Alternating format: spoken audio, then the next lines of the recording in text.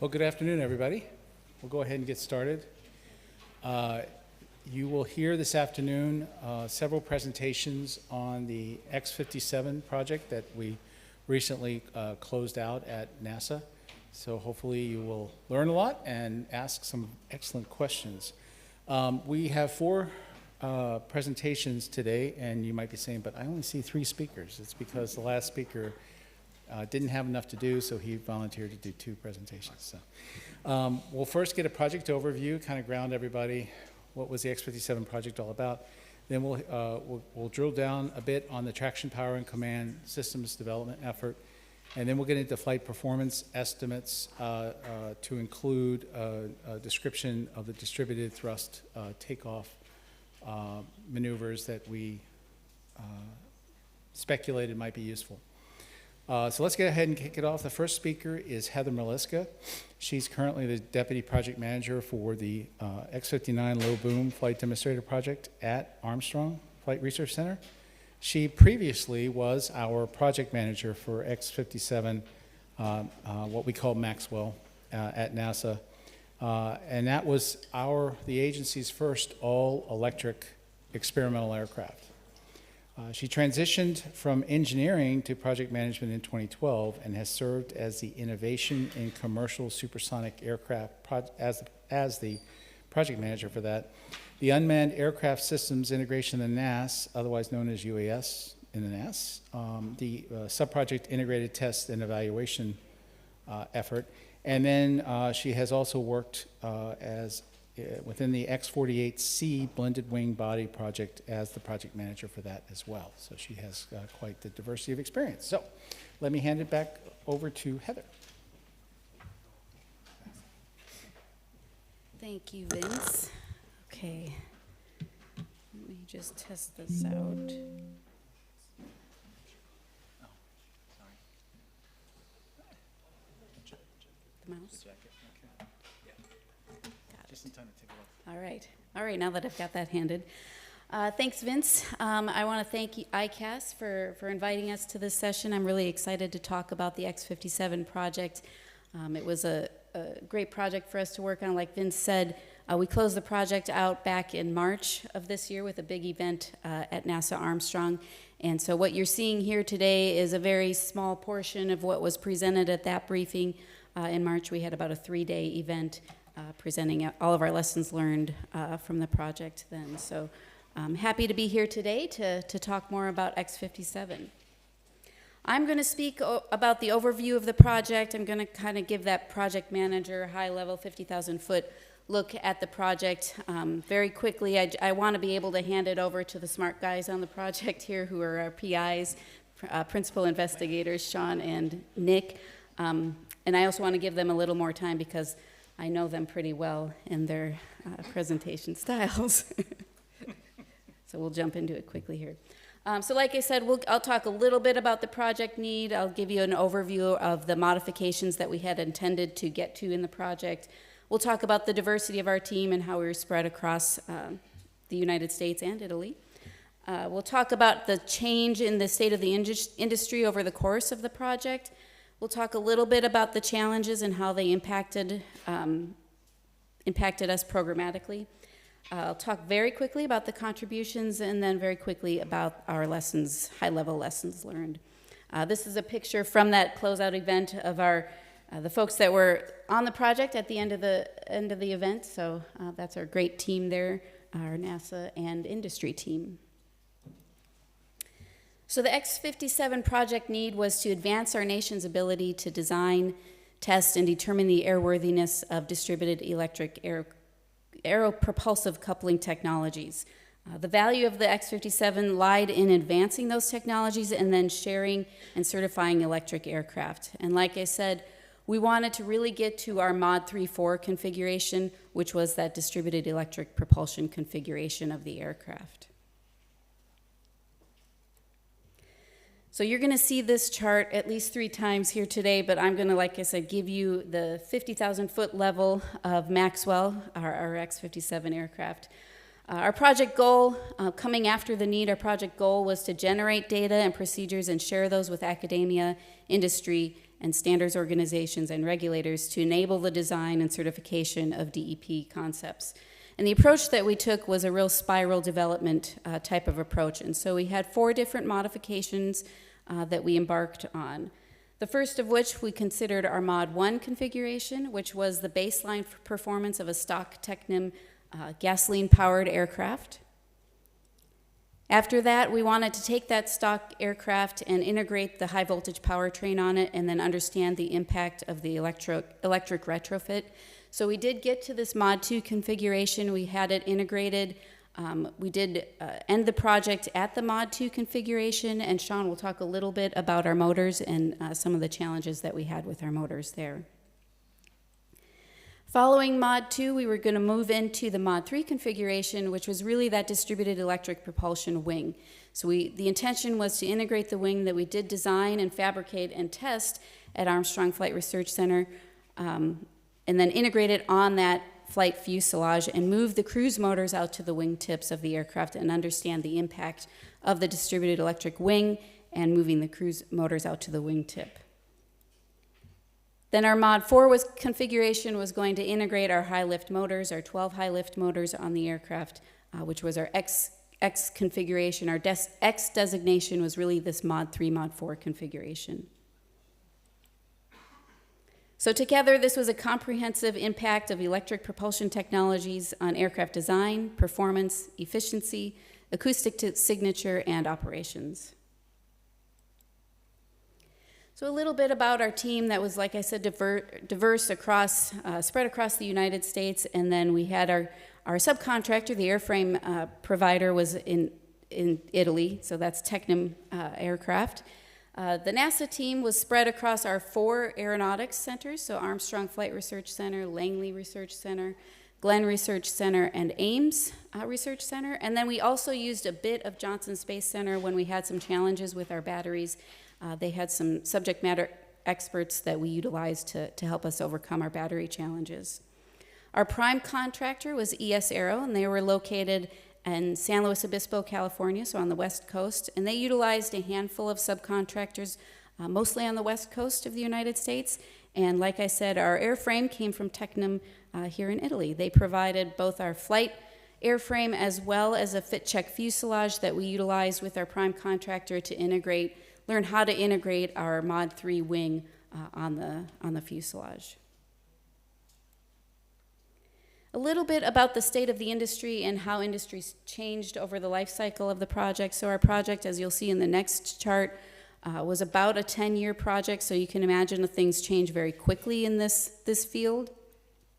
When we started in about the 2010 to 14 era, at that time there were numerous demonstrations, some might call them stunts, just to show the possibility of electric flight. So the X-57's relevance then was to show how electric flight can be a game changer at a scale relevant for transportation.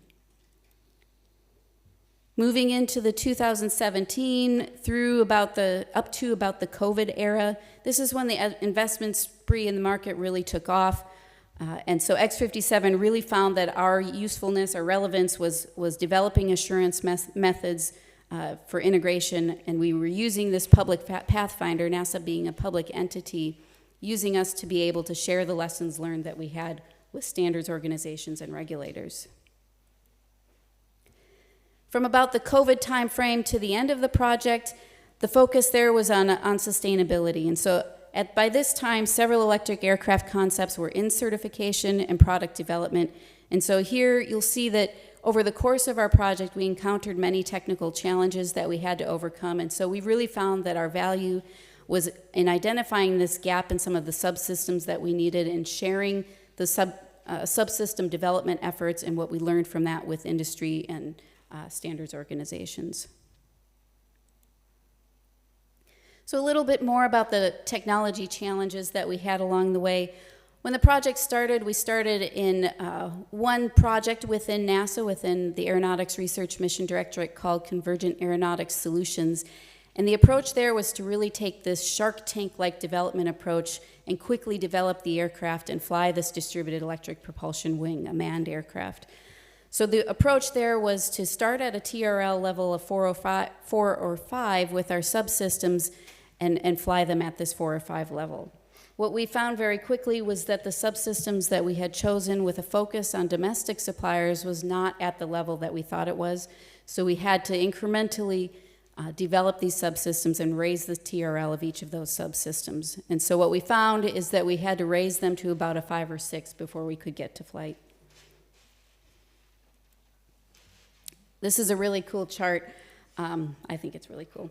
This shows our 3 subsystems that we really had challenges with and kind of the assumption when we started the project out.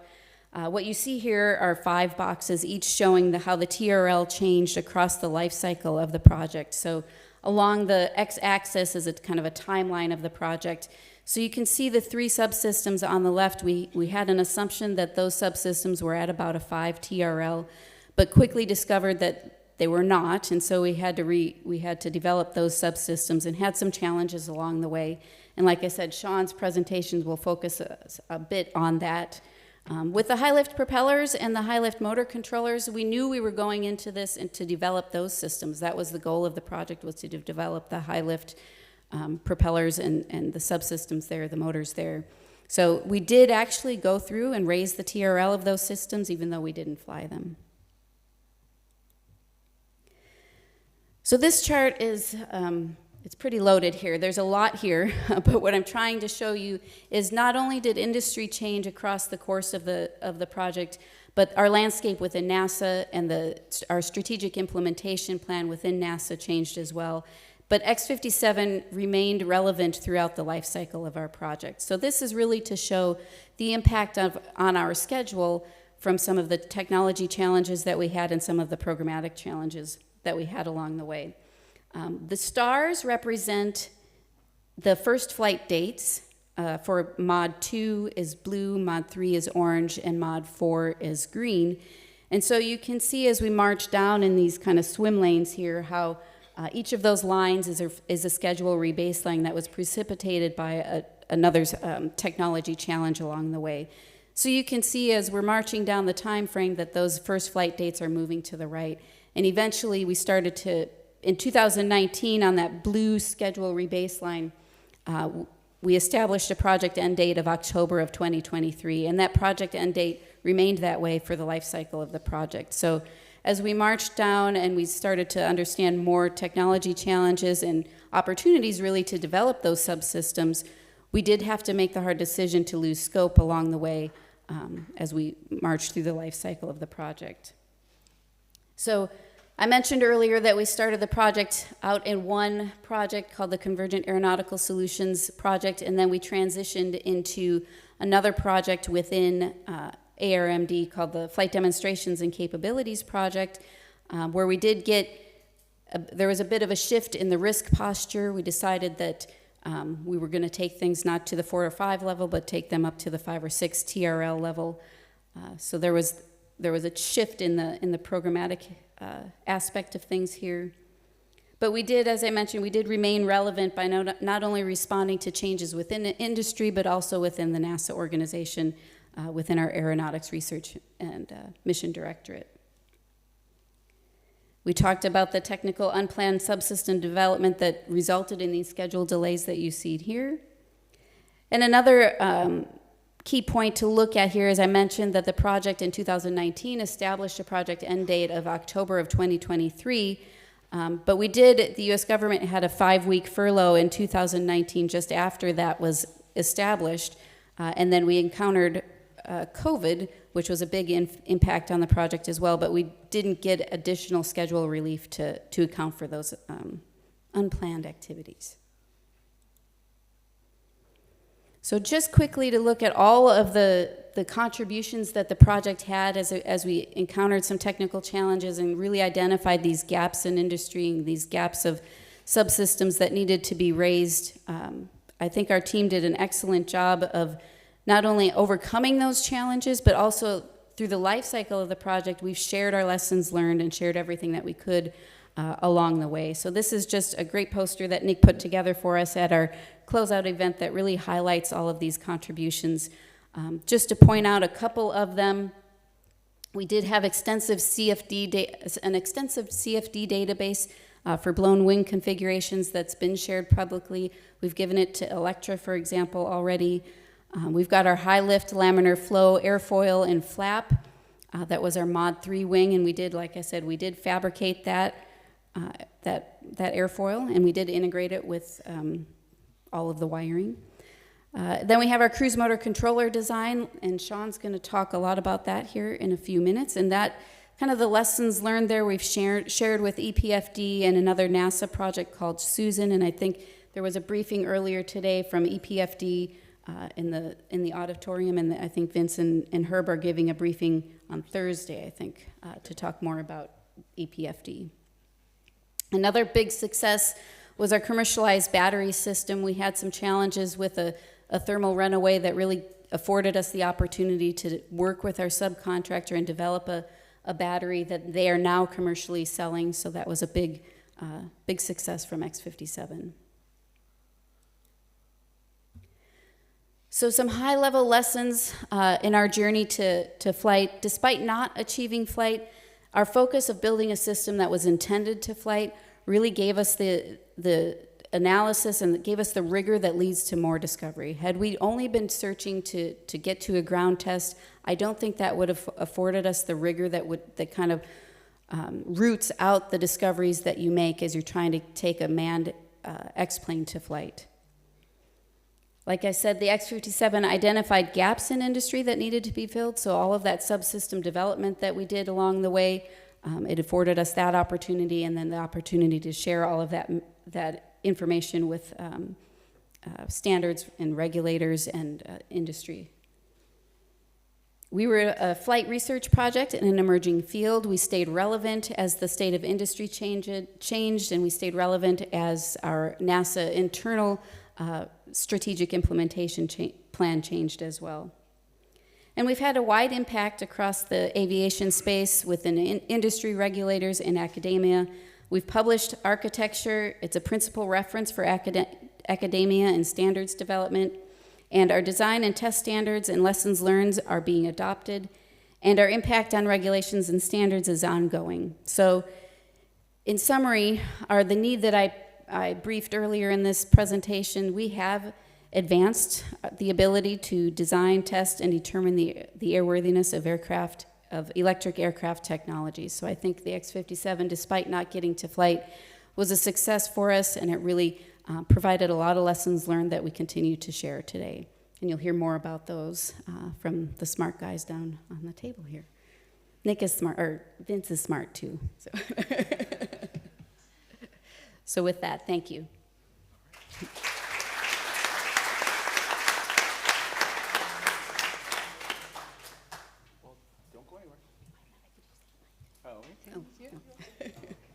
We have a few minutes for questions. So keep in mind, if you have some detailed technical questions, the technical experts are coming up.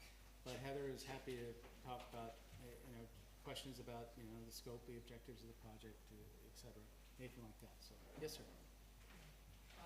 You know that you are doing some kind of body draw, and you will have some of the elements that on your aircraft you need to fit your needs. So maybe for those suppliers, they do not want to give you anything outside of the commercial off the shelf. So how do you make your requirements applied to them and make the time and the cost can be affordable? How do we make our requirements applicable to what's on the commercial off the shelf? Yeah, or something other kind of thing that they will make especially for you. Yeah, well, that was a big difficulty in the beginning because these two were starting the project out, trying to figure out what was out there, and we're trying to determine how to make the requirements because there wasn't much out there. So I think we picked subsystems that were available. They were not necessarily commercial off the shelf, but they had been flown, and we started from those. And it was a lot of learning along the way to try and get those integrated in the system. Yes, sir. Yep, you. Matthias Meusen, Airbus Future Projects. You saw a huge fluctuation in the TRL levels of certain components. Was that due to a change in technology you put on the components, or was that more due to your appreciation of the technology readiness level of that individual technology? Do you guys want to answer that? You like to answer that one. Yeah, I mean, I really like those charts that Heather has that shows the fluctuation in TRL, and I think it gets to the prior question too, is what was reported in public about the technology readiness of a lot of these technologies, and I'll talk about some of them when I give the next presentation, is that they were more mature than what we found when we started actually trying to put them on an airplane and take them through airworthiness testing. And when we dig into it and found that there were a lot of challenges there. So those traces, those spark lines that we show are what the effective TRL that we assessed the project had for each of the technologies. They were always low. We expected them to be high and then discovered that they were actually much lower and had to raise that and had to do the requirements development and technology development to get them to a point where we'd be ready to put them on our experimental aircraft. And I'll just highlight, so a lot of these decisions were, this is like the 2014, 2015 timeframe, which is like a lifetime for electrified aircraft. And we also didn't necessarily have access to, you might have seen other things going on at the time, but we don't always have access to those components. So some of the things we thought we might be able to access, we could not. So then we ended up having to develop and running into some issues. Yeah, we had a focus on some domestic suppliers, which he's referring to. So, all right. Well, thank you very much. Thank you.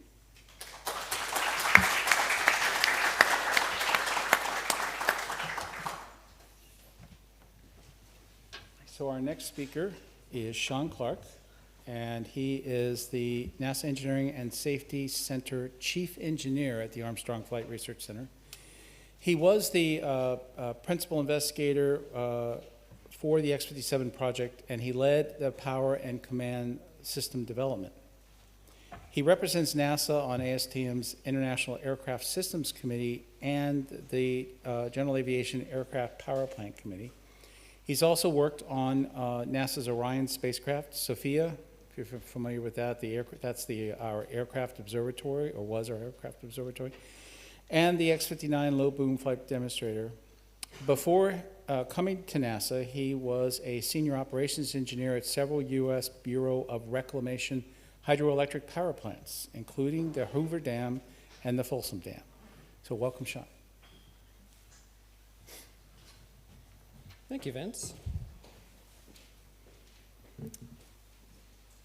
So I really appreciate Dr. Mavris asking us to come and write some papers. I don't know if I would have made time to write this paper if it hadn't been for ICAS. So this is kind of a follow-up to a paper we wrote in 2016 on the power and command system architecture. So I went through and just started writing down everything I could think of that I thought was interesting. There's probably a lot that is not in the presentation or not in the paper that we learned that we can share. So that should be your takeaway, is if there's something here that we ran across, we're happy to talk about it and share what we can. So there's several subsystems I'm going to talk about. One is the traction power system. So this is the high voltage system for propelling the aircraft. Starting at the bottom, it includes the batteries, some dedicated lockout tagout boxes for safety in operations. Battery control modules, which are where the battery management system sits and where a lot of the sensors are for the battery performance. We added in a first responder disconnect that interfaces with that, which was kind of a late addition that isn't necessary for operation of the system, but is really necessary for the operability of the system, for our ops engineers to be able to have the right access. So that turned out to be a really important discovery. Then we also have contactor palettes. There's contactors in there, obviously high voltage contactors that let us divide and direct the power distribution to the specific motor nacelles that we're using, either in flight or in test, and so those turned out to be very useful. Some overlap there with requirements because there's also contactors in the BCMs. And then inverters and motors at the top of the page. So I'll talk about each of these. This is the Mod 2 and 3 version of the architecture, and Mod 4, it's very similar. We just add a lot more motors and inverters. I'm not showing the first responder disconnect here, but it's all the same system. But dividing the battery power out to our high lift system in addition to our cruise system. So in the paper, you'll see, and I'm sorry we didn't get the paper online quick enough to get it into the Whova app, but it'll be in the conference proceedings, and there's a lot of good information there, and we've got a lot of publications that are cited in the paper as well. So lots of details on these, but a couple things to point out. We have a fully redundant design, so that made it really effective for us to get through hazard analysis and understand the failure modes of a battery or a cell in the battery system or an individual inverter feeding a motor. It really helped us bound failure modes and extents. So that was very useful. I just mentioned the first responder switch. That was something that we discovered once we started going through the concept of operations, and so that was very useful, but not something that our initial design reviews identified because we didn't have that detailed ConOps insight yet. Contactors, we ended up with a lot of contactors on the aircraft. We've got some high power, great margined contactors in the BCMs, but we ended up using the contactors in the contactor pallets a lot more often. So these are much smaller, don't have a lot of margin, aren't guaranteed to interrupt power during operation necessarily, whereas the ones in the BCM could be used for a safety rating. But they were very helpful for us to configure the aircraft for various test configurations, so that was very useful. But all of these systems contribute some weight to the aircraft, and so when you're thinking about the specific mass of your battery system or your traction system as a whole, it's very important to keep all of those ancillary systems in mind. We did have this kind of split output on the BCM, I can point out here, so that turned out to be kind of a headache. It's really important to think through how the wiring is going to look specifically in the aircraft. If we were not using the secondary output of the BCM, this could still be a live interface, and so we really had to think about the safety rating of all the different interfaces and all the different configurations. And on an experimental aircraft where we're doing development and testing, we had a lot of different configurations, and so making sure each of those high voltage interfaces was protected and touch safe and avoid introducing a hazard to our test personnel was really important. I just mentioned we had individual control of the distribution to the various distribution buses on the traction system. That was very useful. We definitely took advantage of that. One thing to point out in here, and you can kind of see it in this picture, is we've got a separate current sensor in the contactor pallet, mainly for the cruise system. We also had voltage sensors in there, and that was very useful for us because we were able to take current and voltage measurements, bring it to the instrument panel for the pilot without relying on what the inverter was measuring or what the battery system was measuring, because those were basically experimental systems when we started, and we didn't know if we could trust the data coming from those. And so that way the pilots had a high reliability insight into the power configuration of their propulsion system as they're going through the build-up and testing. One thing we embarked on that Heather mentioned is the battery system development. So this is our initial design, which, like we mentioned earlier, didn't pass our battery test, our initial thermal propagation test here.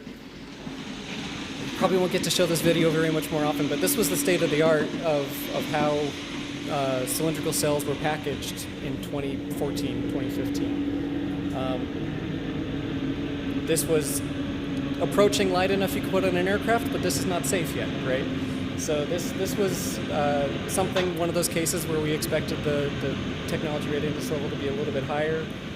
This had been based on published NASA standards for how to package cylindrical cells. We were using an air gap with several millimeters of spacing between each cell. It does not prevent propagation in that case. And so we embarked on a redesign and came up with a design I'm really proud of. The team was able to take what NASA was just starting to deploy onto the space station with the ISS batteries themselves, but also the batteries that are used in the EVA suits and the pistol grip tool that the astronauts use when they're doing EVAs. That battery packaging really does protect against cell-to-cell propagation, but it does not handle high voltage, high current loads like you would need on aircraft propulsion. So we had to do a lot of extension on that technology approach to get a battery pack that would work well for an aircraft application. So we ended up with a battery design based on Samsung's 30Q cell. Worked really well for us. We were able to go through and design this pack. This is the test configuration with test cells in the corners here of our module, and then our flight battery cells installed throughout the module, and learned a lot about the system. So in this test configuration, we repeated the test. One thing I'll dig into a little bit here, and I think I've got some data in the paper on, is how we used some internal short circuit cells as our test triggers for the battery propagation runaway prevention test. So when you have a solid block of aluminum like our cells are mounted in here, it's very difficult to get a useful trigger event that's not bringing the whole battery to an over temperature or having to overcharge it beyond what's a reasonable operational level of energy. But by using some test cells, these M36 cells that NASA had modified, we are able to get a very reliable, realistic battery cell runaway event in each of those cells without having to go to a very high temperature or very high state of charge. We can be at a normal full charge, 4.2 volts in a cell, and a normal 70, 80 C temperature so that we don't end up with an overtest.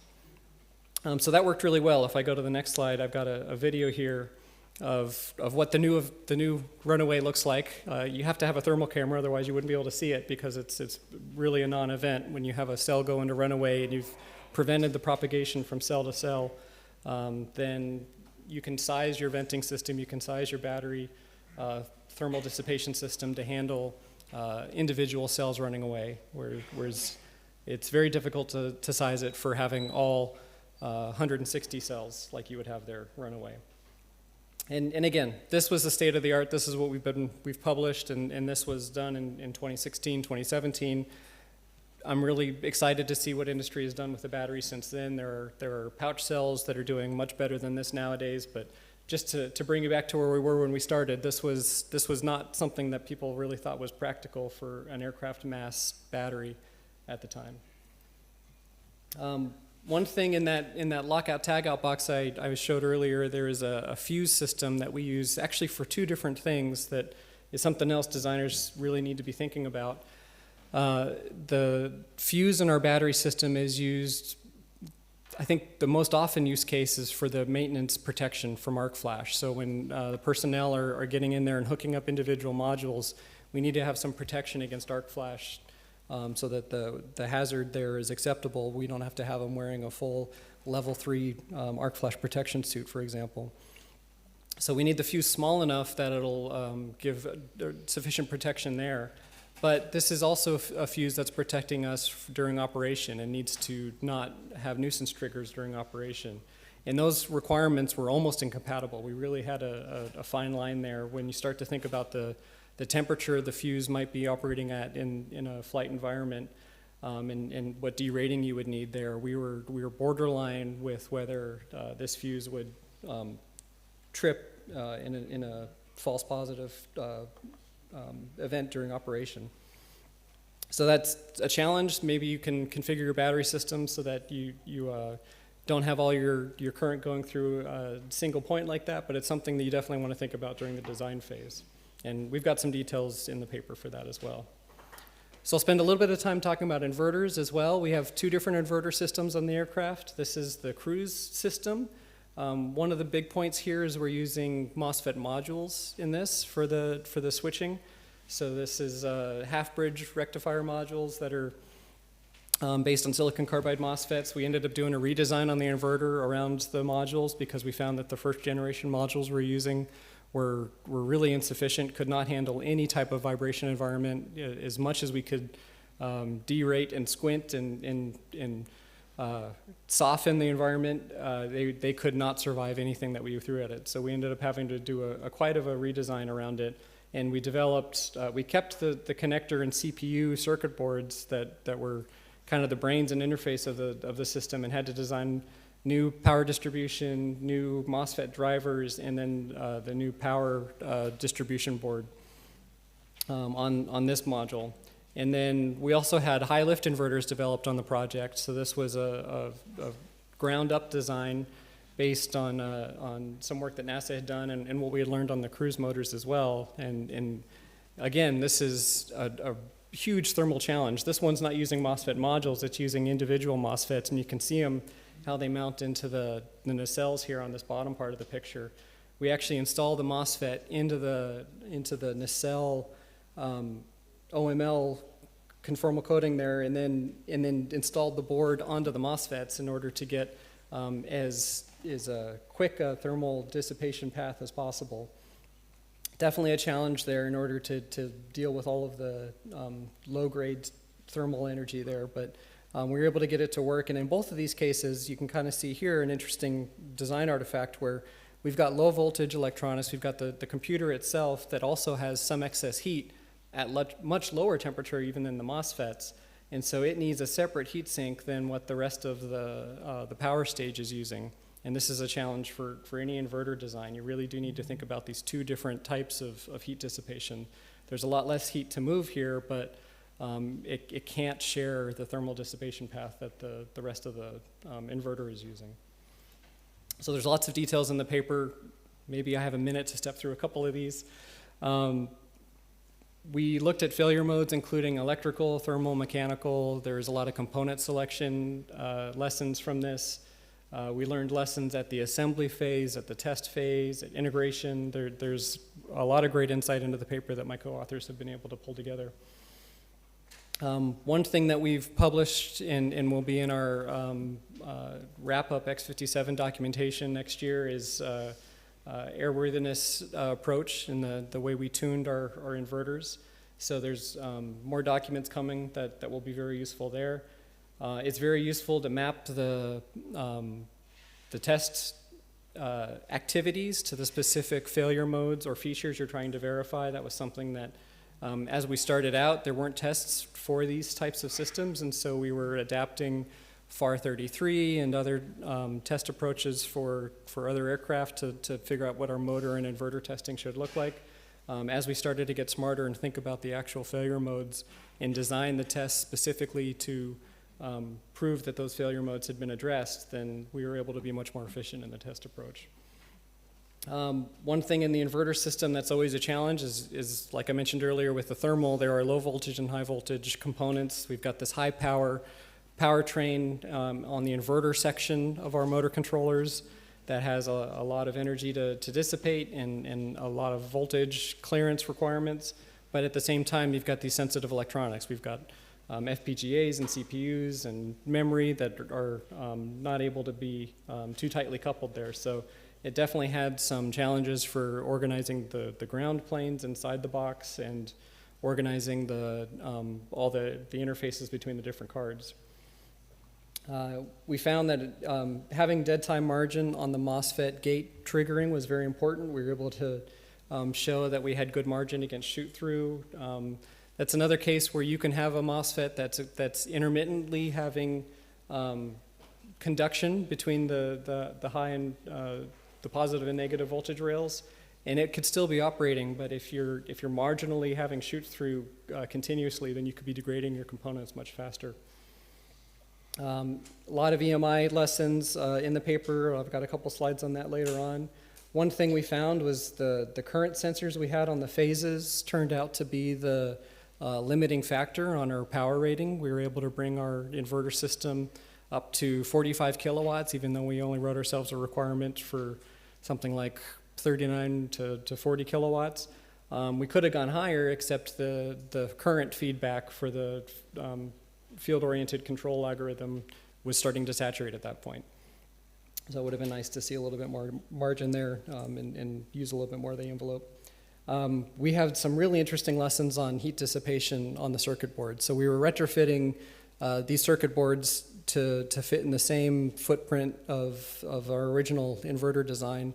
And so we ended up using this putty for heat thermal dissipation and really stretched it beyond what it could be used for. We learned quite a bit about how much you could push the requirements on something like that. So certainly if you're designing a box from the ground up, consider the thermal dissipation pathways and make those as rigid as possible, because the putty moving around at high vibration modes was an additional challenge. Talked about thermal isolation, high precision parts. High pot testing is very useful. You can do that all the time if you choose useful voltages. That can be something that you can do at multiple phases of integration and into aircraft maintenance, and learn a lot about the health of your system. So we found that a very inexpensive and effective way to evaluate a lot of these traction components. And then hardware functional tests are very useful even as you're going through the assembly and build-up process. If you can do a functional test on a sub-assembly, then you can catch a lot of challenges ahead of time. I think I talked about the programmatic a little bit. Same thing for the testing. If you can do low voltage testing before and after acceptance tests, then that's very useful. And then I'll talk about some DC bus lessons here in a second as well. So one of the things we did that was very useful, we would have been really useful if we had budgeted and scoped out a hardware in the loop test lab ahead of time. But we didn't have the hardware set aside so that we could build up a full ground test configuration of our vehicle powertrain. So we ended up using a lot of the flight hardware for that. It's a challenge because you end up learning those lessons later in the project than you would like, and you end up using flight hardware that's got to have a lot more configuration control and tracking on it. So that's a bit of a headache, but we were able to learn those lessons in the end. One thing that was a real headache here was that the inverter and the battery turned out to be incompatible. We didn't have the right level of filtering on the input side of the inverter to prevent the MOSFET switching noise from getting back into the battery system. So the battery could provide all the power, but all that switching noise was interrupting the communication from the individual battery module sensor boards back to the BMS. So we were able to go through and do a bunch of testing hands-on in the hangar here next to the aircraft, and eventually developed this T filter to couple inductors and capacitors in a T configuration that we were able to specifically size for the nature of the noise that we were seeing. We ended up developing a new hardware inductor. So this inductor material is specifically designed for the inductance that we needed. And there's some great papers out of our researchers at Glenn Research Center on that, and we can get you more details there, but that worked out really well. Very lightweight, but very effective filtering. So once we got those installed, then the system worked much better, but it was definitely a lot of late changes to the architecture to figure that out. One thing that was also very important that's a challenge with the redundant design that I showed earlier is the bonding between the inverter and the motor. If you remember, there's two different battery systems and two different inverters that are feeding each motor. Each motor has two sets of three-phase windings. But the motor is a single motor. It's got a single chassis. It's got a single ground reference. And so we ended up having to have really think through which parts to isolate, which parts to tie to aircraft structure. We were able to work through that eventually, but that's definitely something that is hard to catch early on in the design phase.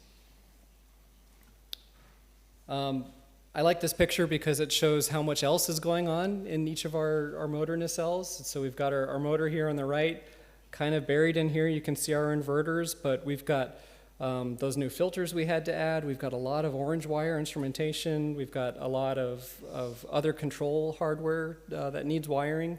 Every one of these other electrical circuits is a target for EMI from the inverter and the motor with those very high, fast rise and fall time switching events on the MOSFETs. And so we ended up having to add inverter filters like we had on the inverter. You can see some here. So these are extra inductors, common mode chokes on many more systems.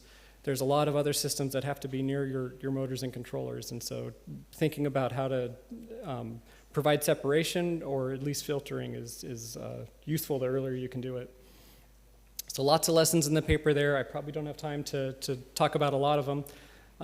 But the paper goes into a lot of details there. One thing, we found a lot on battery maintenance that was very interesting.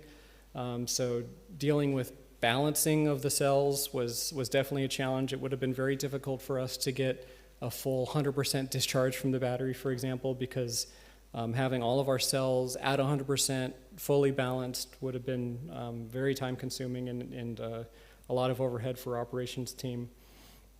So there's a lot of challenges there. There's definitely a lot of overhead with battery maintenance, especially for our BMS was very rudimentary. We kept it as simple as possible in order to get through our flight assurance approach. But there's a lot of challenges there. The paper also talks about a couple other systems. This has all been the traction system, so I'll mention the avionics power system. We've got a couple lessons related to this 14-volt system as well. One of them is don't make it 14 volts, make it 28 if you can, because we didn't have a lot of margin on our noise level tolerance on this system. One thing I will point out is we developed a great pilot checklist that really talks through what the pilot has to do for the system, so that it's not published publicly, but it's got some EAR restrictions. But if it's interesting to you and you send us a request, we can probably get you a copy of that. I mentioned a few of these others, lots of detail in the paper. I also talk about the command system, which is something that we had first laid out in that 2016 paper. So this is a CAN bus-based system that has these satellite network segments with fiber links. That worked really well for us, actually, and so we were really happy with how that worked. We were able to complete this design without making the system safety critical, but it did require raising the design assurance level of some of the other devices, like our motor inverters and those battery management systems. Really did need to have some extra assurance in order to help us not rely on this CAN bus as a safety critical system.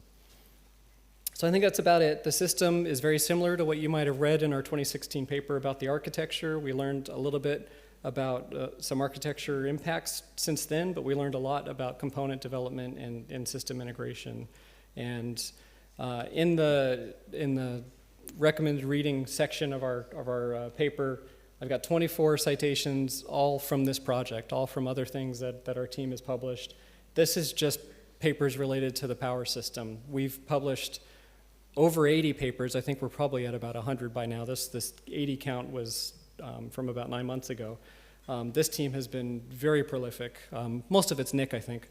But we've got a lot of great papers out there you can download, and all of these blue links are actually papers directly available on NASA's technical report server. So you don't need to join IAAA, although you probably have if you've come to ICAS.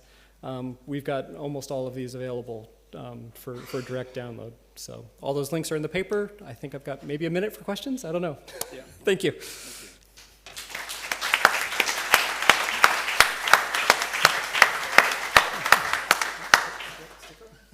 There's no questions.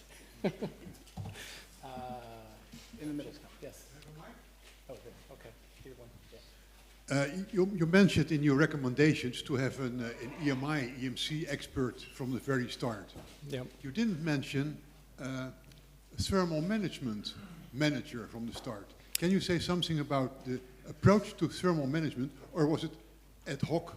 You tried to solve step by step all the problems you encountered? Yeah, it's a great question. It was not ad hoc. We were definitely thinking about that from the beginning. In fact, Nick is our thermal management team lead, but we definitely had thermal management experts, mainly from Glenn Research Center, where we've got a lot of great subject matter experts there.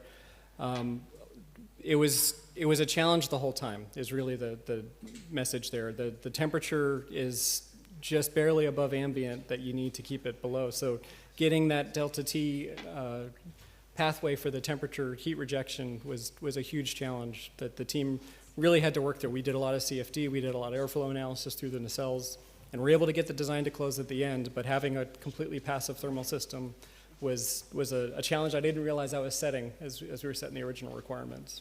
Were you using fluid cooling concept? No, it was all air cooled. The entire. Because the Pipistrel is the only one that's certified flying. Has Right.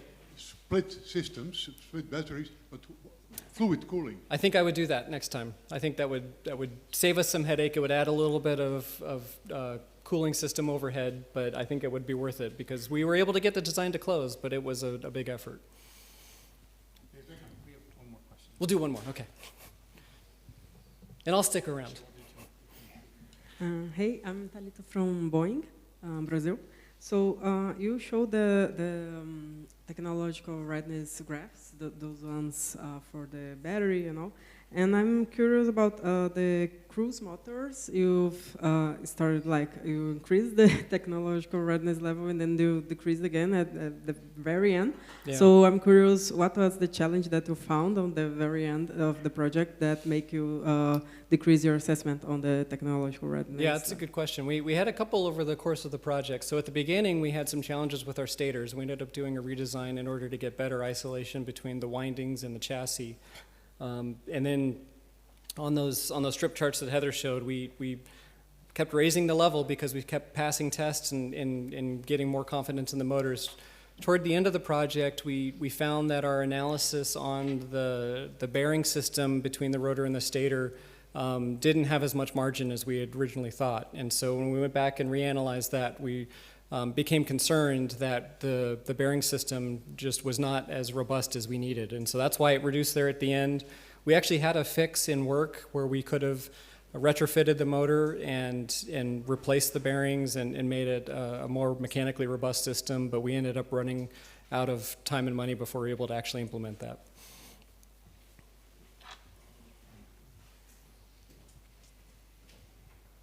Yeah, so very interesting presentation. Just one question about the redundancy you have put. It's a fully similar technology on both sides? Yeah, we didn't do heterogeneous redundancy. It's the same for A and B throughout. Yeah. Okay. And in case of serial production, of mass production, do we take the same hypothesis for certification issues? I think the A-B redundancy was a lot of overhead. So we ended up having to design the system so that if we lost a single battery module, a single stage of any battery, we would put that battery offline and continue the mission or divert with the remaining battery. But that's half power available. And so we had to design the entire ConOps for half power for many cases. Nick's going to talk about some of the failure modes in Mod 4, for example. Okay. But that half power redundancy case was pretty severe. So I think if I were to design it again, I would try to design it where I had more modular systems that were able to feed a dedicated essential distribution bus. But that would add overhead for things like DC converters on the traction system. So I think there's a way to do it with some more complexity. Okay. Yeah. Thank you. All right, I'll give Nick some time. Thank you. Thank you very much.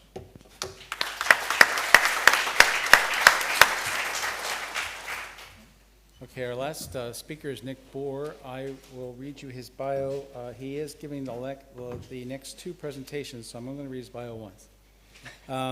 So he is the Advanced Concepts Group Lead within the Aeronautic Systems Analysis Branch at NASA's Langley's Research Center.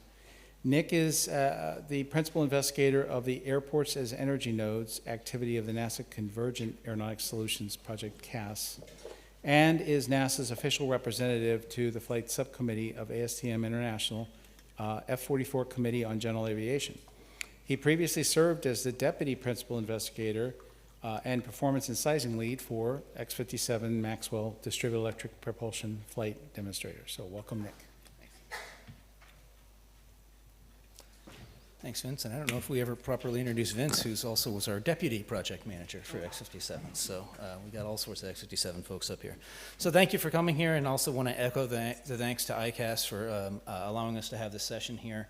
As Sean was showing, we've been trying to publish a lot along the way, and this was part of our capstone. We wanted to make sure that we reached out beyond a lot of the domestic conferences that we typically hit. So it's nice to finally get out some of these last little bits of research projects at the end of the project here. So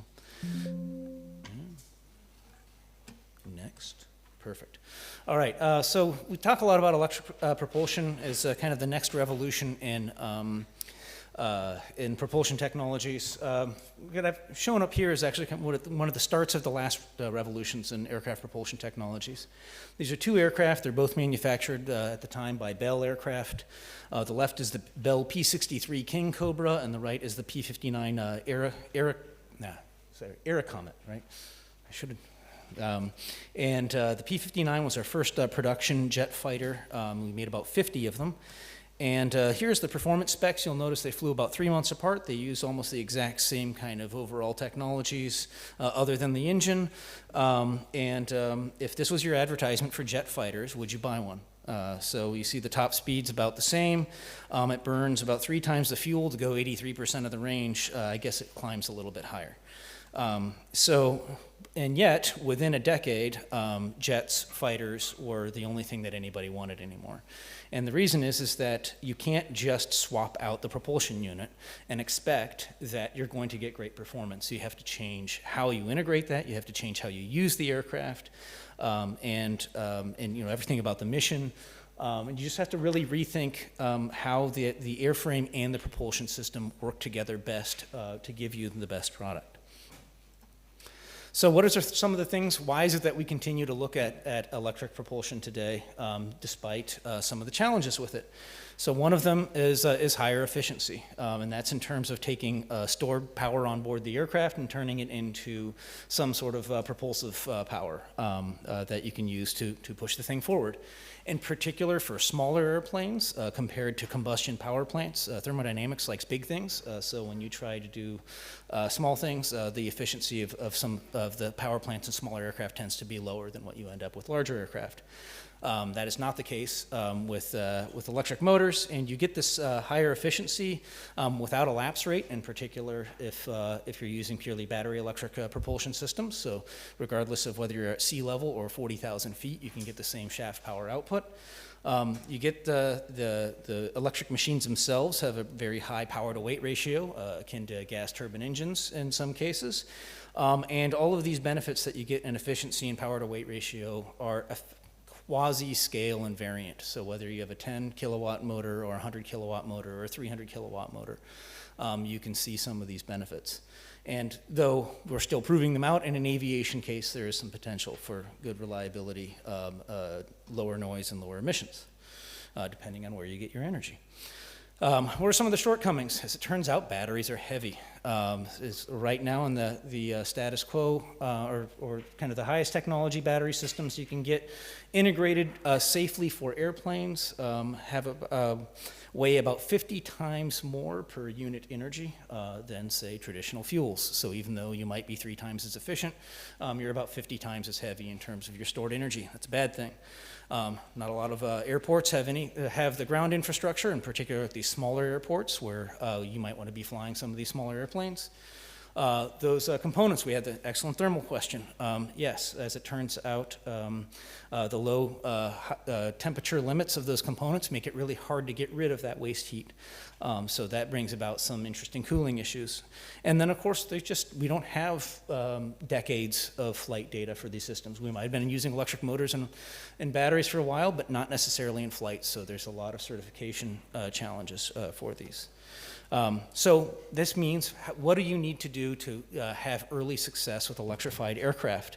You need to focus things where the mass of the energy storage system isn't going to kill you. So no, you're not going to fly across the Atlantic in one of these anytime soon. But there's a lot of missions right now that are not done very affordably for shorter range and smaller aircraft that might become a lot more affordable with these systems. So you're looking at shorter range and higher frequencies. Places where emissions, especially localized emissions, are very important. Think your local airport, and the same thing for noise reduction. Your neighbors don't like airport noise so much, so this is where the electric aircraft can do a lot better. Place we're going to focus a little bit here on today is some of those scale invariant type behaviors, which enable you to do things like distributed propulsion and purpose-focused propulsors, so things you may not use throughout the entire flight. So we've already seen this chart from Heather, so I'll just highlight here just a couple things I like to note. Remember that X-57 is an X-plane. We did not expect this. This is not designed to be a production aircraft. So the airplane itself is the experiment, and we're trying to learn things from the aircraft along the way. So we started, as Heather had noted, with a Technum. This is a P2006T, made just a short stone's throw away from here, a couple hours away, I think, in Italy. It originally carried about 4 people, had 2 74 kilowatt gasoline motors. So we use this as our performance baseline and our configuration baseline.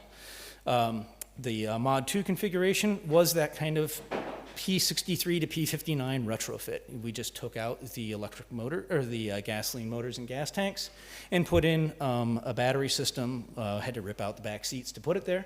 And then our 2 electric motors. And this was just said, what happens when we electrify this airplane? What do we see in terms of the performance? And then mods 3 and 4 are really kind of the same airplane. I think about them a lot the same. We went through a lot of programmatic juggles on whether they were separate or the same. But really in Mod 3, we're using this much more highly loaded wing. We've moved our propellers out to the wingtips, the cruise propellers, and then we use this to have a much better high-speed aerodynamic cruise efficiency. Then in Mod 4, when you make that really small wing, you dramatically increase your stall speed, so we want to get our stall speed back by putting these purpose-focused propulsors, these so-called high-lift propeller systems. And again, we have this, we're doing this in these stages because we're trying to learn things along the way of each stage.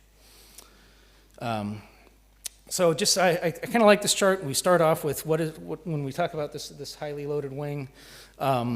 So this is the baseline Technum P2006T you can see here, and then we overlay the X-57 Mod 4, the kind of the penultimate configuration here. And you can see we got rid of a whole lot of wing. So there's about a 58% reduction in the overall wing area. That gave us, even with the high lift propeller nacelles, about an 18% reduction in the wetted area. And that's the things that are going to help you out in the high-speed cruise. Now, we originally, of course, it's always best to try to make these comparisons if you can at the same takeoff gross mass. That wasn't going to be possible, particularly with the circa 2015 technology that we were using. So we upped the gross mass a little bit, and then later on in the program, we had approved an even slightly higher gross mass. I never actually got around to doing the full performance calculations across all the flight envelopes, so a lot of the performance information here is shown at 1361 kilograms. But this gives a really good overview of the differences from Mod 1 all the way to Mod 4. So why do we go to that much more highly loaded wing? So remember, Mod 1 and Mod 2 are basically the same aerodynamic configuration in cruise, and Mod 3 and Mod 4 are basically the same aerodynamic configuration in cruise. So sometimes use that as kind of shorthand throughout this. And it really has to do with where are you most aerodynamically efficient.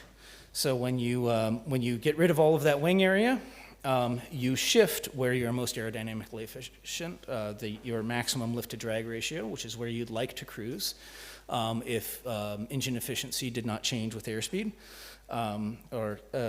So you'd want to normally cruise near that L over D max. As it turns out, a lot of smaller airplanes, like general aviation airplanes, what ends up setting the wing size tends to be low speed performance. So you don't end up cruising near your maximum lift to drag ratio. You cruise at a much faster speed because you actually want to get someplace. So we're trying to make a smaller, more highly loaded wing where the cruise speed is better matched to the maximum lift to drag ratio. But as it turns out, this is just the power off effect. Why do we move those propellers out to the wingtips? And that's because you get a better power on lift to drag ratio. So in a traditional twin-engine aircraft, when you put the propellers on the wings, those nacelles don't make great airfoils. So you have a change in the lift distribution there. Those propellers increase the speed over the wings, so that adds scrubbing drag. They change the lift distribution over the wing, so that actually increases the induced drag. Whereas by putting them out on the wingtip, we get less scrubbing drag. Only now half of the wing is bathed in that prop wash, and you're actually you have the propeller swirl going against the wingtip vortex, further increasing the span efficiency. So overall, you turn what used to be an installation loss into an installation gain. So one of the things that we wanted to do in going from mod 1 to mod 2 was how did that change our energy use in terms of compared to, in this case we're looking at compared to the lower heating value of the gasoline stored on the airplane. So we were a little bit heavier, so that would increase the drag of the aircraft despite the fact they're essentially the same configuration. We actually have a slightly less efficient propeller. We went from a 2-bladed to 3-bladed propeller. That was a slightly lower diameter because we wanted to use the same one on mod 3 and 4, and as it turns out, putting a big propeller on your wingtip makes crosswind landings a little more difficult, so you don't want to have as large a diameter propeller. But the big thing is that we are about 3 times more efficient in terms of the motor efficiency. And that's basically what you see here, is that if we go to this high-speed cruise point, we're about 2.9 times as efficient at the same flight condition in the mod 2 configuration versus mod 1. Another interesting thing is we kind of selected this project goal of 150 knots at 8,000 feet. You actually couldn't fly there in the stock Technim P2006T because of the power lapse. Those engines might have been 74 kilowatts at sea level on a standard day, but on a hot day or on a standard day at 8,000 feet, they'd only produce about 75 to 80% of that power. So you can't actually you couldn't actually even get to that speed if you wanted to. So we kind of extrapolated to show this. Mod 1 to mod 3, this went to, if you've followed this project, when we first started, we had this lofty, quote, DARPA hard goal of trying to get to 5 times more efficient. That was just a kind of a way to drive the design. It wasn't a hard requirement, but we actually got pretty darn close, as it turns out. So we ended up at right about, quote, 4.8-ish times as efficient versus the stored energy on board the plane. Now, I'm not going to say that we had 4.8 times the range, but this is about just basically the energy use at the cruise point. And these are some of the benefits then of moving to this distributed propulsion configuration. You're getting more out of that electrified aircraft configuration. One of the last ones and we've got a couple other things highlighted in the paper, and again, as Sean noted, we uploaded them a few weeks ago past the deadline when they show up in the program online right now, but you'll see them in the proceedings after the conference.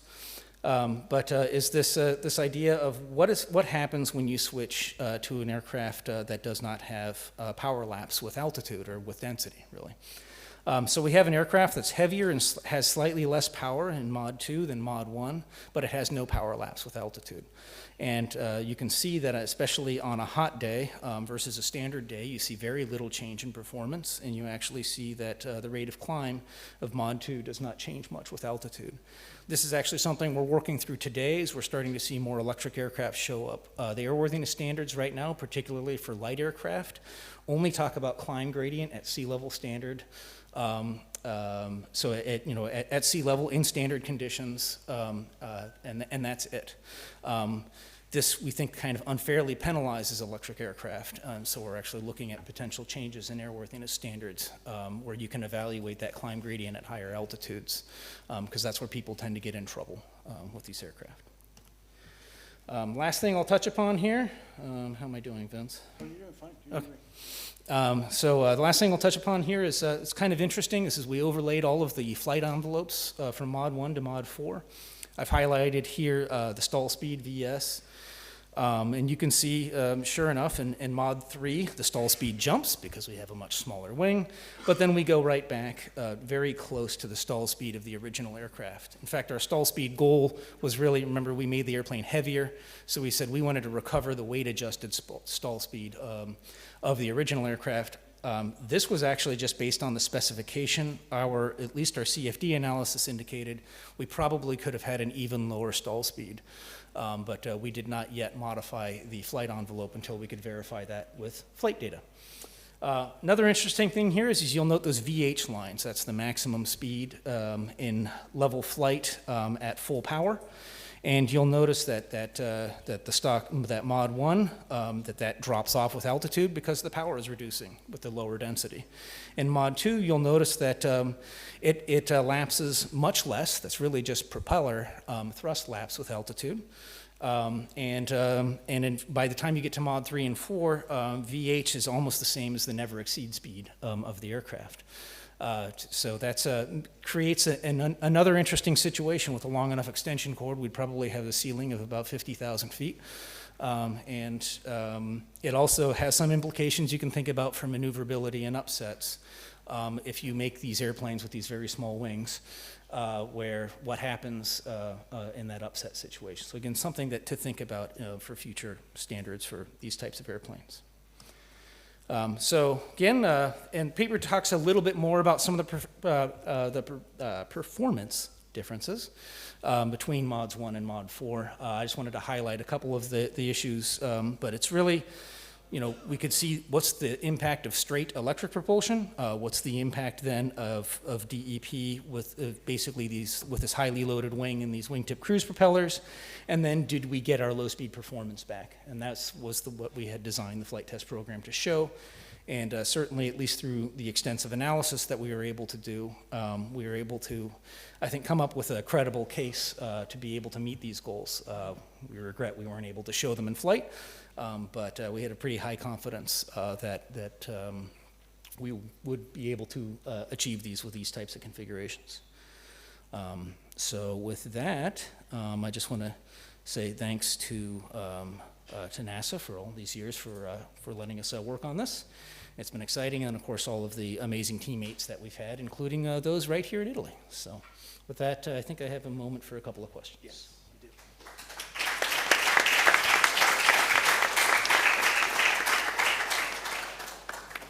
Okay, questions for Nick? Yes, sir. She's come.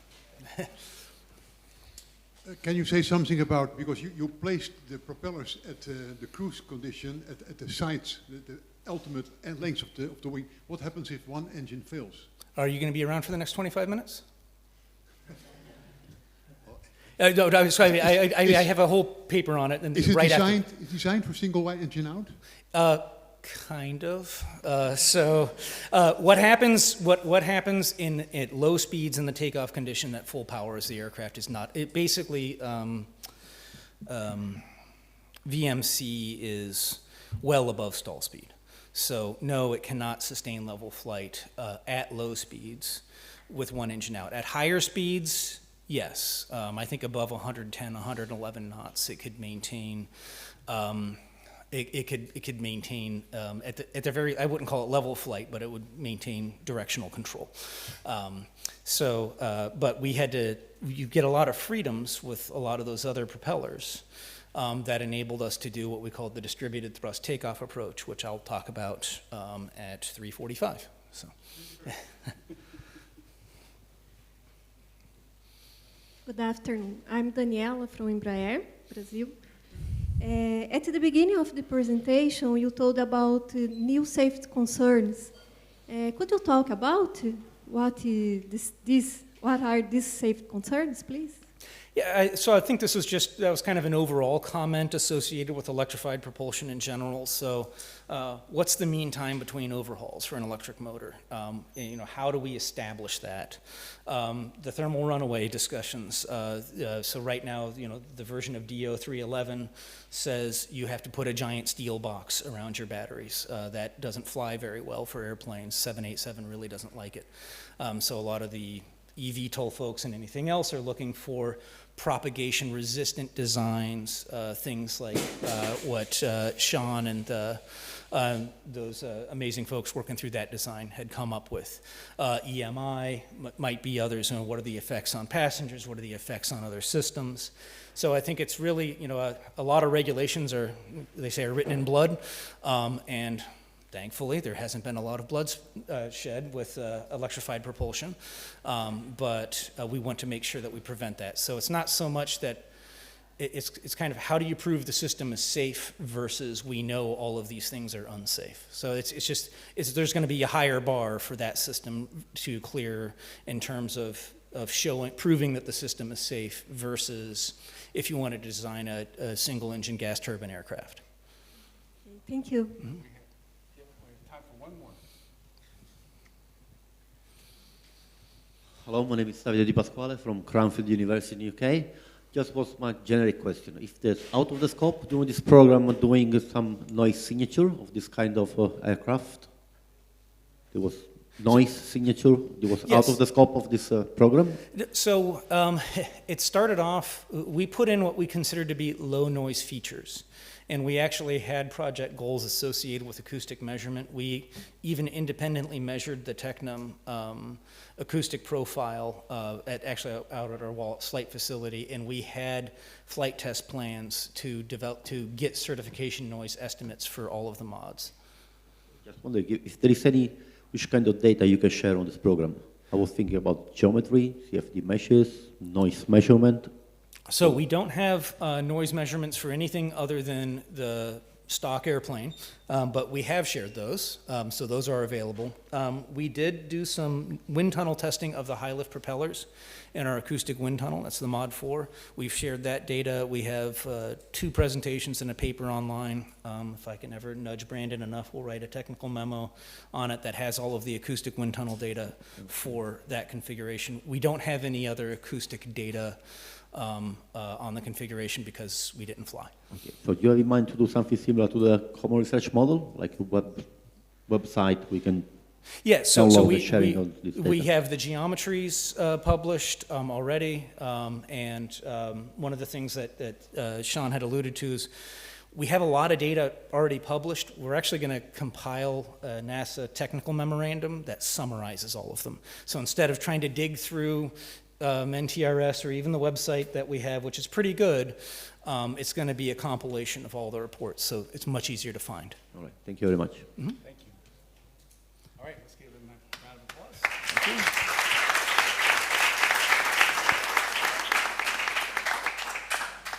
And we will go on to your second. That's right. I'm still here. I'm still me. Same history. That's right. I haven't changed much. I guess I got 25 minutes older, but.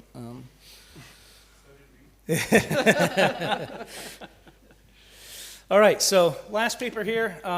This one I was excited to write. We actually did a lot of these experiments the week before COVID shut down the world.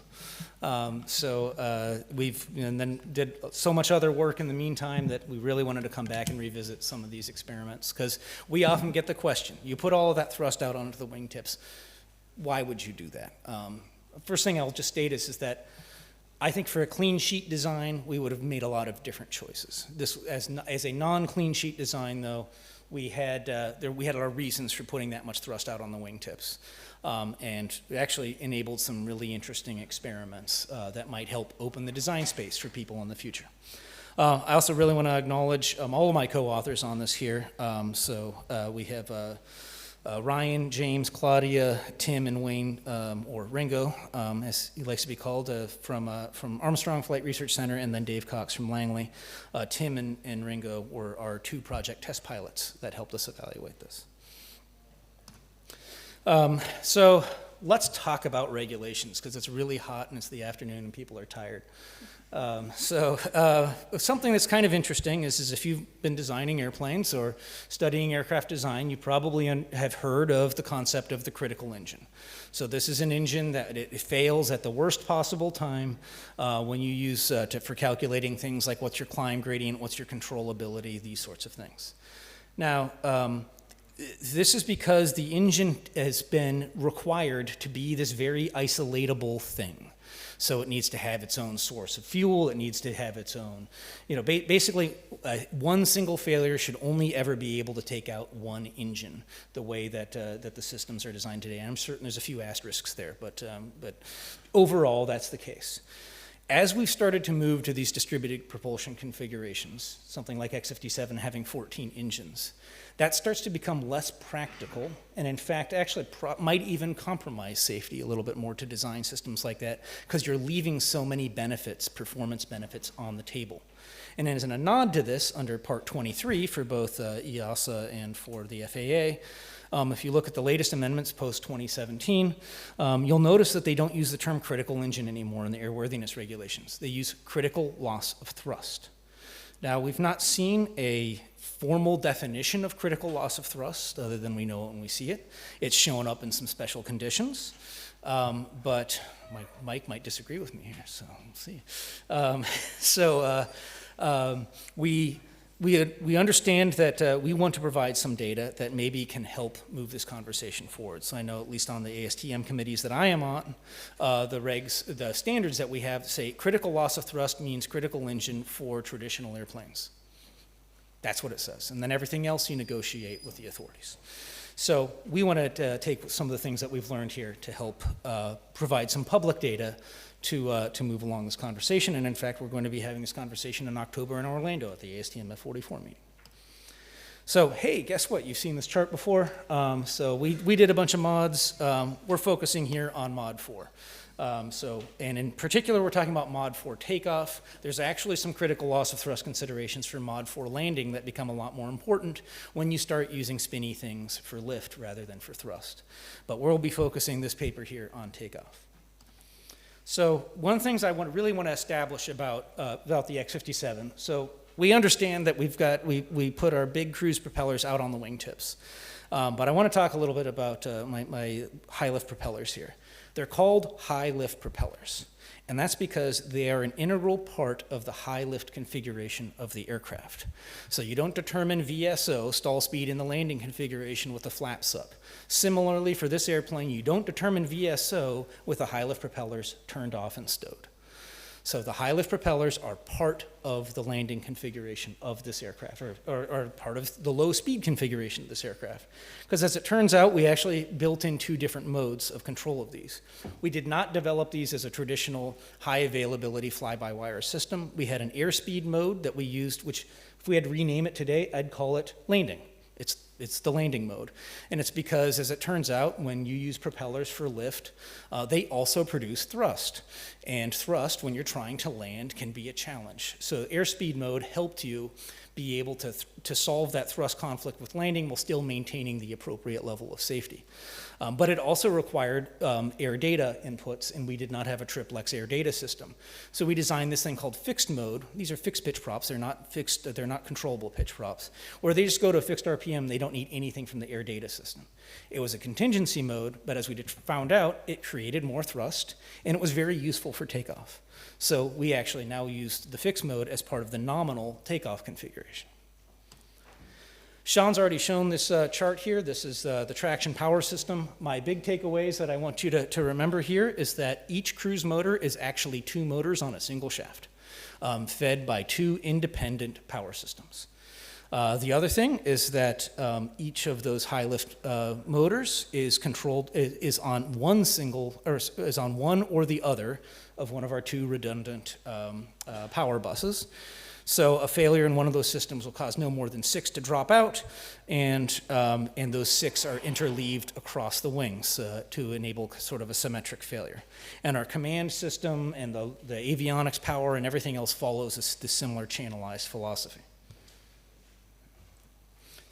All right, let's talk about the cockpit. So this is the Mod 2 cockpit. We superimposed what was, and I'll highlight the Mod 4 control panel that would have been in there. But the first things are, how do you control the cruise motors? Just like you control normal propellers today. So we have these two black knobs to the left there. We call them torque levers instead of throttles because they set the torque command to the motor, to the cruise motors. There's lots of different caveats there. There's an overdrive region if one of the CMCs fails that you can push up into past the detent. There's a regen region, but it's a throttle, right? And then we have those cruise motors were controllable pitch propellers with a constant speed mode. And so in the automatic mode, you'd take those blue knobs and you would set the propeller RPM, basically the governor for the propeller RPM, as you would on the traditional stock Techno. We then add this high lift propeller control panel, and it's kind of like a flap switch, except there's two of them. So you either have the system as on or off, and then you can either select airspeed or fixed mode. So these are the way, and then the pilot has some feedback related to false in this system. So what did we do to come up with our candidate list of loss of thrust scenarios? We went through, and the paper describes a lot more each one of these 6 different failure conditions. I'm only highlighting a few here. So there's things like the propeller control can fail, like, quote, runaway propeller. As it turns out, with this system that used a worm gear, the propellers don't run away. They basically are stuck at last value, and if they do move, they move at about 1 degree per second. That actually brings up a lot of really other interesting things in power transients, like when you jam the torque levers forward, that you have to put in lots of protections for, when the propeller blade pitch doesn't change fast enough. But from a failure standpoint, it's great. Really what we saw from some of these, and we evaluated these with our test pilots early on in the piloted sim, so we saw, did we think these were going to be really critical or not? And so they'd say, hey, the cruise motor failure, as you might expect, has a significant impact.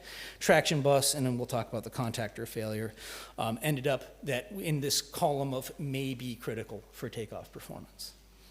So that's, we'll talk about these 3 failures a little bit more, but again, they're all discussed in the paper. So the cruise motor failure is just as you think it. Now, for this airplane, a cruise motor failure should actually be, or this type of airplane should be, a lot more rare than a typical engine failure. Because here we're actually talking about a mechanical failure of the motor itself. So we have these dual controllers that can come in. So if you lost a controller or a bus, you're only going to half power on this motor rather than no power. So the only way to really lose thrust from all of the motor is some sort of really bad failure in the rotating can itself, or the bearings, as it turns out. So that's what happens here, and then we assume that this goes to 0 thrust in this situation. We're about 3 times the distance of the stock technum in terms of the position on the wing, so you get about 3 times the yawing moment. This is not a very good day if you don't have any other mitigating factors.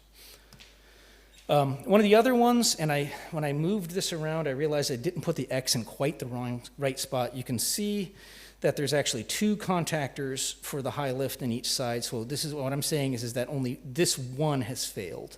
This is the only real the worst case asymmetric high lift system failure. So one of these contactors fails in a way, or something along this bus, where you lost 3 high lift motors on one wing. There was no what we thought was credible failure where you could ever lose 6 on one wing, but you could lose up to 3, and it would be in a situation like this. So this would be an interesting one because you lose all of the thrust from those propellers. You're going to be in a low speed condition if these are part of the low speed configuration. So you get a little bit of that thrust asymmetry, not nearly as much as with the cruise motor, but they're also generating lift. So you get a bit of a rolling moment because you're now not generating as much lift.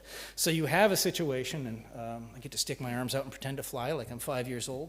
So you have a nice pro-verse spin situation where you've got both a yaw and a roll moment heading towards each other. So we thought, you know what, we want to make sure that we evaluate this. As it turns out, this was a lot more critical for landing than takeoff performance, where you've got all those cruise motors pulled way back. But spoiler alert, this wasn't very critical for takeoff. And then finally, the traction bus failure. This was the most plain vanilla of all, other than you lose half of your thrust. You're not asymmetric at all.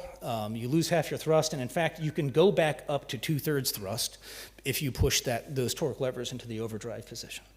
But that's, this is the one that probably mostly impacts your rate of climb, is this particular failure, if you have all the high lift propellers running. So we looked at a couple of different takeoff techniques. So the first one, when we first were developing our flight test program, Mod 3 and Mod 4 were separate. We didn't want to, we thought that there's going to be a lot of TRL development for the Mod 4 system, and so we said, let's just go ahead and fly the Mod 3 wing. We've got these really long runways out at Edwards. Let's just take off really, fast or at reduced power settings. Obviously, Mod 3 is not a commercially viable product, but it was just a way to kind of move forward. So we said, jam everything up. So this is full torque on the motors, full RPM, that's about 72 kilowatts. There's no high lift propellers active. And what we saw, and Ryan Wallace has a great set of papers on this, is that it's just kind of a death trap. So if you have one of these failures that occurs, you have to react immediately. And we have NASA test pilots that could work through and train this, and they found ways eventually to get it to work. But you had to really be on your toes. This is not a situation you want any normal pilot to be in. And we weren't really comfortable with it moving forward at the time as a project, even with some of our mitigations in place for reduced power takeoffs. So again, right before COVID, we tried out this approach called distributed thrust takeoff. We said, well, a really neat thing about electric motors is that running, quote, over square doesn't really matter. You're not bending any rods. That thing can produce torque at 1 RPM, can produce 255 Newton meters. So let's bring the prop lever back to near the minimum controllable range for takeoff. So instead of at 2,700 RPM, the cruise motors are at 1,800 RPM.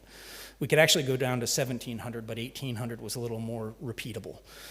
So you set that during run-up, and now you take off with your cruise motors. You jam the torque levers forward like normal, but you leave the prop levers where they were. That gives you about 67% power on each of the motors. And the other thing is that you use those high lift propellers in this fixed mode. In fixed mode, they're fixed pitch props running at a fixed RPM. So they produce diminishing thrust with airspeed as you're moving forward, but they still produce an appreciable amount of thrust. And they have no reliance on the air data system, so they're very robust. So we ran a series of experiments. The first one is, do we want to believe that the propellers have any impact on lift and therefore stall speed or not? So we said if we had these high lift propellers installed, but we wanted to state that we won't take any lift credit for them, we'll use the Mod 3 speeds as if it had no impact on the stall speed. So that means rotation is going to be at 1.1 times that, and your minimum climb speed is going to be 1.2 times that.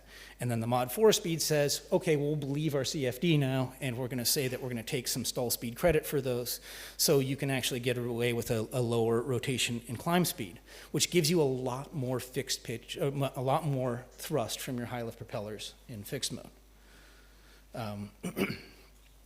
So a couple other things that I'll highlight here is we did some pilot handling qualities assessments. So you need things like targets, like if you come in at too high of a bank angle, then you're going to have prop strike.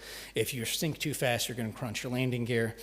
And one of the things, we looked at many different failure heights. I'm only showing 50 feet in the paper. The test pilots found that that was the most difficult situation for them to deal with.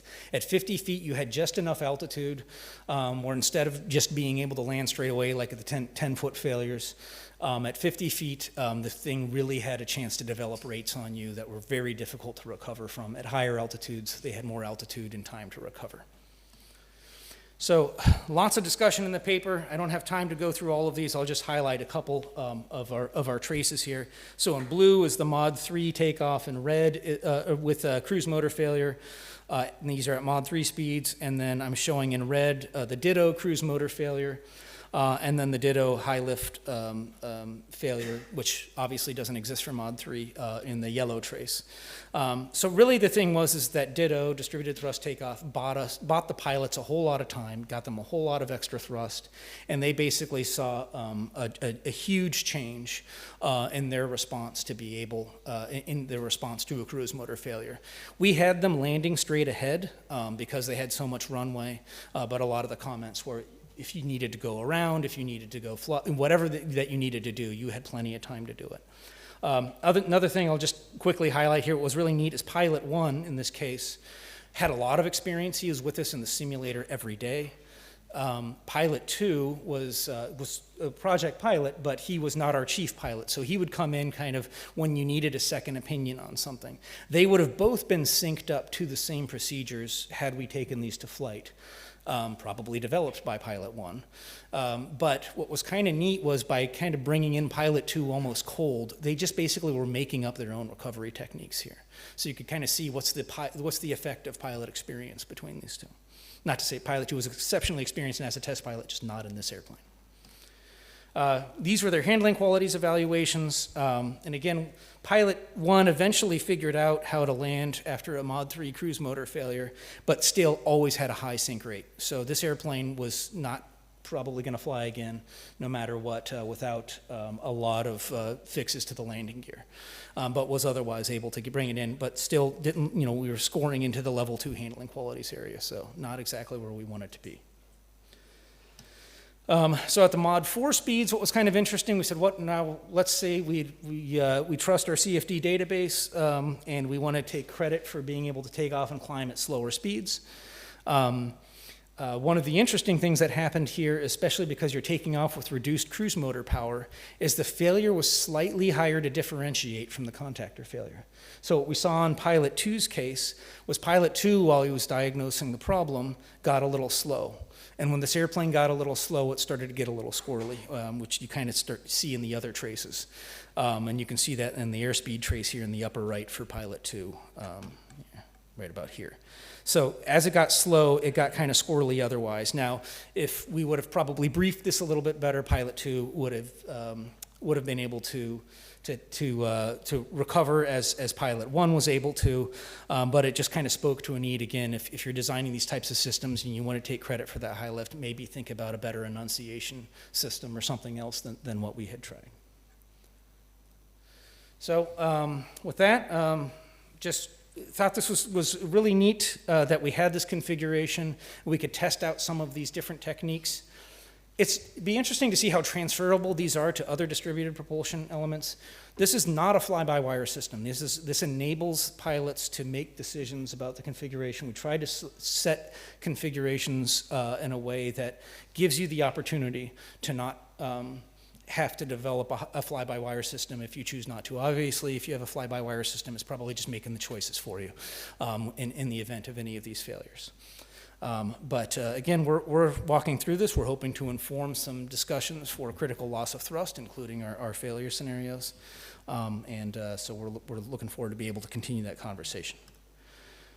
So with that, it's been kind of interesting.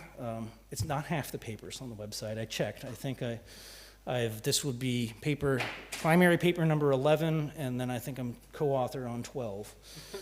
That's not a brag or a flex. That's the fact that this has been 10 years of my career. So this has been a long time working. This is actually my last original work on this project. Anything else from here is going to be something derivative. Kind of as Chavez said here, after he crossed the Alps and crashed before landing, his last words to his friend were "higher, ever higher." So we are done. It's time for y'all to take the mantle up even further, and you already have. And Sean found this wonderful quote here from James Maxwell, who of course is the namesake of the X-57. So with that, happy to take any questions with any time we have left.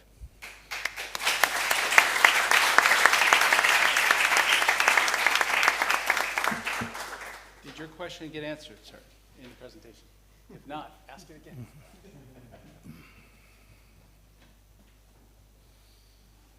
Any questions?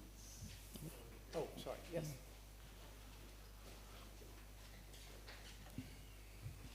Hi, Sastin from BA Systems UK. Do you think there are perhaps benefits to be exploited in stability augmentation or something like that from this technology? Yes, we deliberately designed a system that did not modulate any of the propeller RPM for control reasons. There was actually, I think, another activity, seedling activity at NASA Armstrong. I'm thinking of who's looking into taking the leap tap wing and looking into ways to manipulate it, say, for roll control. I think when you start doing that, you're starting to go into probably fly-by-wire systems. I'm pretty certain that's like what Electra is doing. You'll have to talk I don't know if they're here, but go chat with them. Definitely people have looked at those systems for a lot more than just high lift. I think there's a lot of degrees of freedom to exploit. We just didn't get to them. Thank you. Again, Fred Obbing from the Netherlands. I missed that, but thank you very much. It was very enlightening. I have two questions. One is, did you consider also icing? I mean, it is electrical icing probably, or did you consider that at all? And second question is, could you give your forecast? What's your expectation about electrical flying for the future? And we have now, I think, 4 years that there's only one, that is Pipistrel. Many people are talking about it. What could you say? What's your opinion of the future?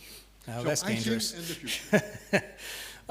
The first one's easy. So we did not consider icing at all in the X57 project. We had the luxury of being able to pick our dates and saying, nope, we're not going to fly then. Icing comes up a lot. It's something we think about. There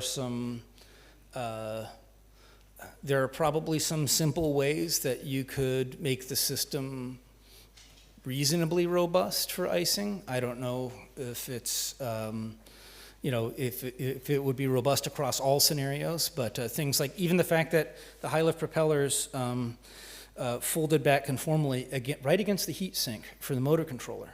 So even dumping a little bit of electricity into that motor controller, you can imagine a control mode where you just take some of your precious battery energy and turn it into a toaster to de-ice it for at least the start for the initial descent, and then obviously some sort of embedded hot wire or something else into the blades. The blades are pretty small, so there's definitely. I think there are opportunities there, but there's also probably a lot of rich research that would need to occur. We just did not have the scope for that. My forecasts. I think what's really exciting is that we are seeing other electrified aircraft going through type certification now. So they're mostly focused on eVTOL-like configurations. But I think there's going to be a lot learned from those certification activities. I think there is a lot being learned from those certification activities that is kind of blazing the trail for some future aircraft. I have been, again, I find the eVTOL and urban air mobility concept interesting. I don't personally do a lot of research in those. A place where I think that electrified flight could really make an impact is what I call regional air mobility. So this is conventional takeoff and landing, potentially short field takeoff and landing aircraft that can really open up the aperture. And particularly in the United States, the number of airports you could really start to access and bring people access to air travel would be 2 orders of magnitude. So I think that that's a very rich space. Training, obviously, is a very rich space. Pipistrel's found it. I'm certain there can be others. It's just, you can't just train in an electric aircraft and then have nothing to transition to. So I think that you'll see more of that pick up on the training side when you actually have electric aircraft you can transition to. But there are, I know, a number of folks working in this regional air mobility or short takeoff and landing or conventional takeoff and landing space, and I'm really excited about that space. And I think that's a place where it tackles the very high seat mile costs you get, which is what right now it requires subsidies usually to operate those small regional airplanes for profit. And I think it really helps eliminate the need for those subsidies. As a colleague in the banking sector has pointed out about this market to me a few times, there actually was a market here before deregulation in regional when you kind of shifted the costs around different. So people wanted to travel that way. There was a way to travel, it just was very difficult to do so affordably after deregulation. And I think this is a technology that can make it a lot more affordable. Questions? Yes, sir.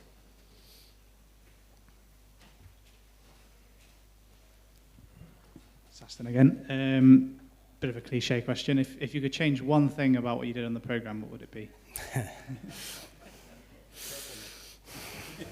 You got 2 program managers right next to me, or project managers. I think very early on we had, so the power numbers for our cruise motors were not an accident. They were based on a product we thought we could access. When it turned out that we were unable to access that product, we had very quickly, the project had already been approved and was moving forward, and we had very quickly come up with a plan address this with what ended up being much lower TRL material. So I think it would, I think that would have been a very good opportunity to really dig deeper into that problem. I wish we could have just had some time to really evaluate some of those options. That said, I've often wondered, like, you know, if I know what I know now, that we wouldn't end up flying, would I spend a decade on it? I think so. And it's because I'm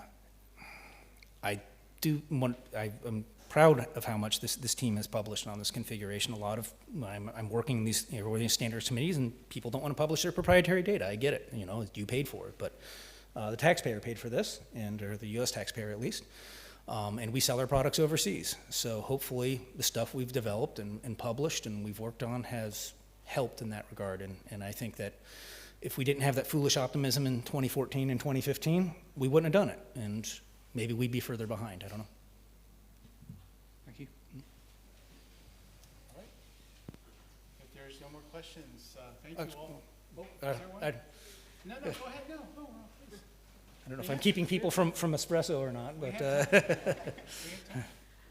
I was just gonna ask if the project was stretched, like you have more timelines. What would be your next steps? For example, would be the flying test? Would be the icing conditions? What would be the plan for the future? well, one of the areas that I thought that was left on the table that I am very passionate about is I would really wanted to get into some of the low-speed characteristics of this. So Part 23.2110B says in the U.S., the EASA 23.2110 in EASA is slightly different, but it starts to allow the use of thrust for determining stall speed. And that was something that prior to Amendment 64 or Amendment 4 of CS23 was not allowed. Sorry, Amendment 5 of CS23. But there was no public means of compliance associated with that. And that was an area that we had heavily targeted for the flight test of this aircraft, was just let's talk through what this means. Let's talk through how it is that you can establish what VS is with high lift propellers running. That's the place that I would really like to take it, and I think that's a piece that's been left on the table that I really hope somebody is able to provide some good public data on. Okay. Any more questions? I'm around the next 2 days anyway, so. Thank you all very much. Thank you. Thank you.